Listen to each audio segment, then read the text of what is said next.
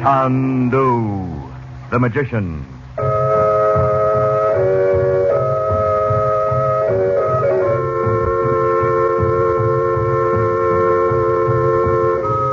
Good evening, ladies and gentlemen. The makers of White King granulated soap present for your enjoyment Chandu the Magician. Before our play begins, we would like to take a moment, and I mean just a brief moment, to say something that will help those who have clothes to wash. Our suggestion is that you use White King granulated soap. Put White King in your washing machine. If your husband happens to do heavy, dirty work, if his overalls and jumpers and work shirts have made you work and washing trouble, you'll not only like what White King does, you'll say, I love that soap. And your hands, the hands you'd like to keep young and lovely, how kind White King will be to them. The only hands you'll ever have. And listen, save White King box tops. You're going to want them for something you're going to hear about on this program. The moment is up. Now, on with Chandu the Magician.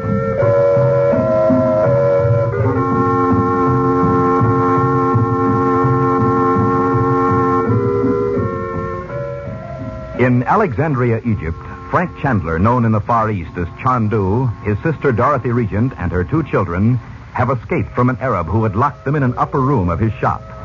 But in a dark alleyway, Dorothy disappears and is presumably lost in the maze of crooked streets.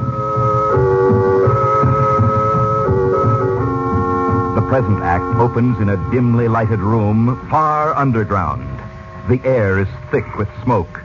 Seated about on the floor are many men in Arab dress, puffing narghiles.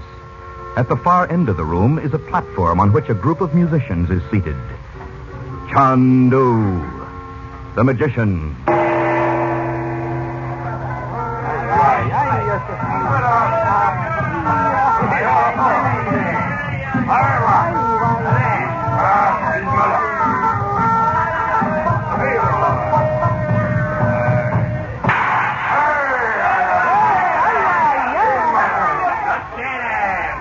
For Pete's sake, what is this place, Uncle Frank? How'd we get here anyway? Bob, remember you promised to ask no questions. Okay.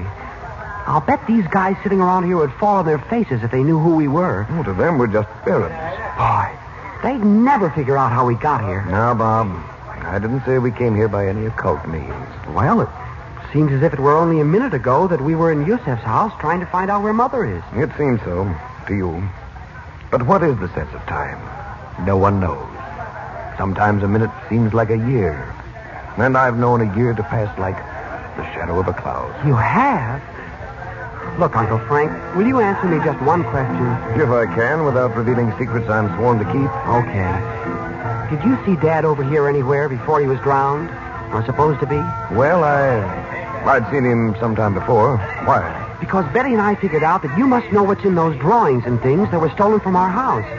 Or why would you be so excited about getting them back? I suspect what they are. I don't know. Well, can't you tell me what you think? I won't tell anybody. I'm sorry I can't, Bob. Someday you'll understand it all, I hope. If I fail, but I can't fail. Just doesn't bear thinking of. Once we find your mother, I can get on with it. Well, I don't see what makes you think Mom's down here. I don't see any women. I think she is, and I have good reason to think so. You can't ask about her, can you? Say, do you understand what those guys are saying? Not yet. But there is one possible way, though. A way to what? To understand them. None of them seem to have the least suspicion we're not exactly what we seem. So now it's time to go further. If I succeed, you'll understand them, too, as though they spoke in English. I want you to understand them so you'll know just what to do, just in case. Just say the word and I'll do it, whatever it is. And listen, be absolutely still. Listen to the psychic summons. That weird sound we heard when... Yes. Pay no attention to what I say, but fix your mind on the sound. If I'm successful, you'll understand the man that's coming out on that platform there. Do you see? Yes, I think so. I'll do my best. Oh, Yogi, my teacher, far across the sea, I ask your help. By the hidden secrets you have taught me, I call upon you to help me in this hour. Make clear to me and to my helper the unknown tongues spoken in I hold in my hand the emerald casket. The selling of the dancing girls will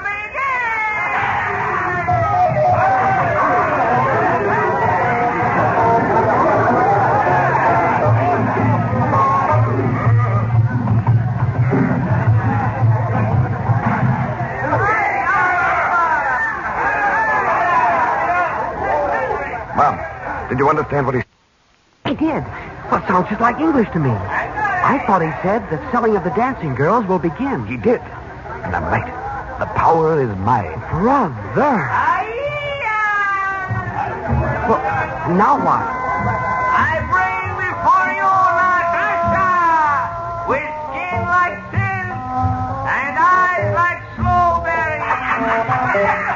Her voice is the voice of the nesting bird. Her hands are the caress of the perfume breeze in the garden of paradise.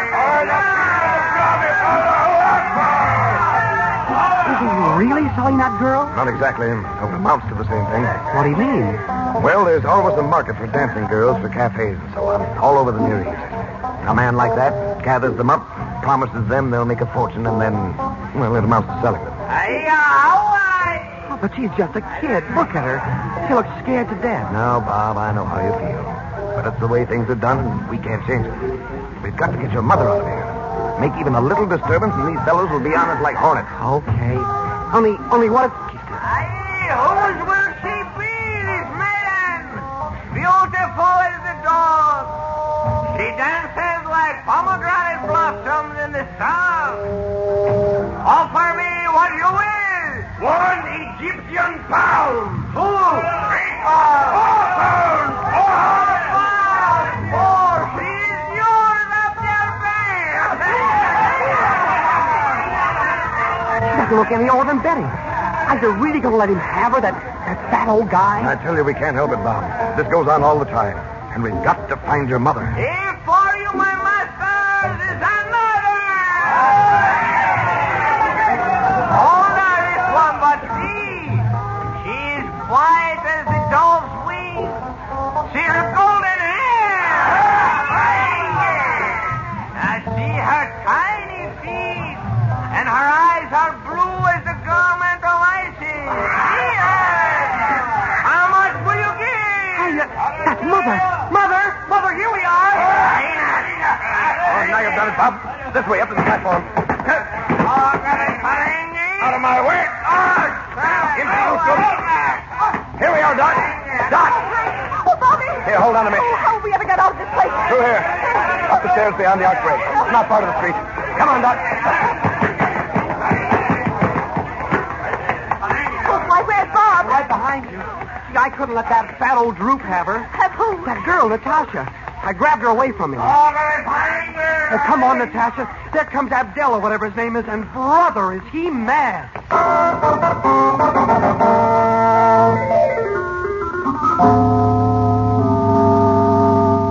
Oh, Mother, I was never so glad to see anybody in my whole life. Sit down here. Can I do anything for you? Who's that girl you brought back with you? Her name's Natasha, that's all I know. Oh, let me get these Arabian clothes off before I do another thing. Here, I'll help you.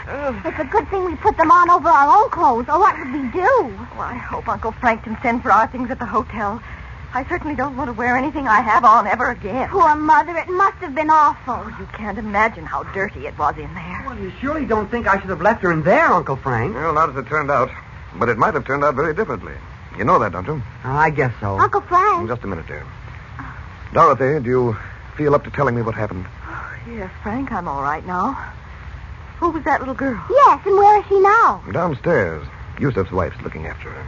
She's a runaway. Well, how'd you find that out, Uncle Frank? I tried to talk to her, and she couldn't understand a word I said. Well, as it happens, I speak her language. Where's she from? She's from the Basque country in the Pyrenees. She ran away first to be a dancer in a cafe in Biarritz. Then someone told her she could make more money here and redeem the family fortunes. Poor little thing. She doesn't look any older than Betty. She isn't. What in the world will we do with her, Frank? I'll put her on a boat, send her home. And that reminds me, I'll have to see about our luggage. It's at the railway station. It is. Well, had you forgotten we were going to Cairo this evening? I'd forgotten it, too. Oh, was it only this afternoon we went to that shop? Yes, it was, Mother. I must know what happened to you, Dot. Because we may have to start for Cairo in the morning. Oh, I don't mind talking about it now that it's over. If it is over. Bob, you big goose. She doesn't have to know about that. About what? What's happened now? Nothing that matters now, Dot. Yusuf said you ran away from those two Arabs who pulled you into that doorway. I did, but of course after I'd turned the first corner, I was hopelessly lost. Those streets. And in those Arabian clothes, too. But how did you get into that underground slave-selling room where we found you? Well, I decided I'd walk into the best-looking cafe I saw and ask for someone who spoke English. Mm-hmm. And that's what I did. Oh, that's using the old bean. A huge Arab came up to me at once. Did he understand you, Mom? Yes, he seemed to. But suddenly he said something to another man sitting there on a rug, and that one asked my name. What did you say? Why, I told him, of course. Dorothy. Well, I thought you'd missed me and had sent people looking for me. You spoke the name of Regent in a place like that? Why is it that ever since we've been here, the very name of Regent seems to turn people to stone? Well, did anyone ask you anything about Robert or what you were doing in Egypt? No. Nobody said anything more. The man took me through a doorway and down a long flight of stairs into a room filled with girls, all sitting on the floor. Was that Natasha there? Yes. The man muttered something that sounded like a curse, and he did say Regent then. Then he growled something at the girls and went away. Frank, where are you going? I'm downstairs to speak to Yusuf for a minute. He must be back by this time. Don't be afraid, Mom. Yusuf's got men all around the house. I don't blame you, Mother. Every time Uncle Frank turns his back, something awful seems to happen. I'm sorry. Oh, it's all right, dear. I'm just tired. Thank goodness Uncle Frank and Bob got to that place in time. Yes. Now, if I could only get a shower and some clean clothes. Frank, what is it now? You've had a bad time of it, Dorothy, but it's happened for the best after all. As if it were meant to be. Why? What do you mean? If we hadn't been delayed by all this, we'd have taken the train to Cairo. Yusuf just came back from the station. What of it, Uncle Frank? Just this. Someone set fire to the train half an hour out of Alexandria. It burned to ashes, and 40 people were killed.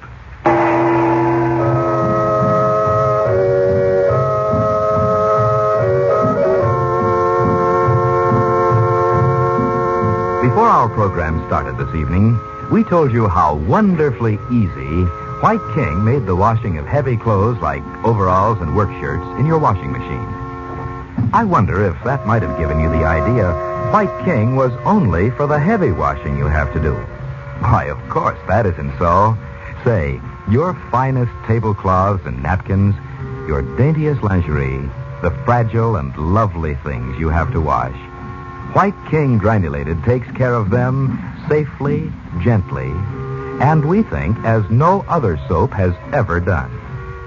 There are reasons, of course, but aren't you kind of tired of hearing reasons all day long? Millions and millions and millions of packages of White King are sold. Each means that some lady has found this soap the one that helps her most.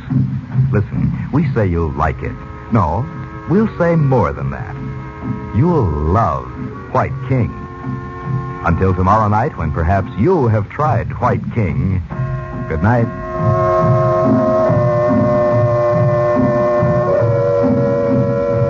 Chandu the Magician is written by Vera Oldham. The makers of White King invite you to listen tomorrow at this time when the story resumes. Chandu the Magician. This is the Mutual Don Lee Broadcasting System.